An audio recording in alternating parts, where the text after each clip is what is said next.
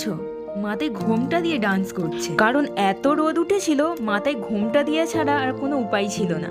অবশেষে আমরা অনেকটা হেঁটে পুকুর ঘাটে পৌঁছালাম।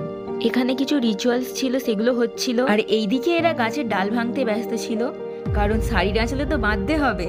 সবকিছু রিচুয়াল শেষ করে আমরা বাড়ির দিকে রওনা দিলাম। আর সবাই ডান্স করে ক্লান্ত হয়ে গেলেও কিন্তু মেশো ডান্স করে একটুও ক্লান্ত হয়নি, দেখো ডান্স করেই যাচ্ছে। আর এই দেখো দীপের মুখে হাসি দেখেছো কেন বলো তো? এই কারণে দীপ এত হাসছিল। তারপর আমরা সবাই খেতে চলে গিয়েছিলাম। মেনুতে অনেক কিছুই ছিল, কিন্তু আমার ভালো লাগছিল না কিছু খেতে। আর এদিকে রিয়া তুলি তো খুবই খুশি, দেখেছো এদের মুখের হাসি, কারণ সবারই খুব খিদে পেয়ে গিয়েছিল।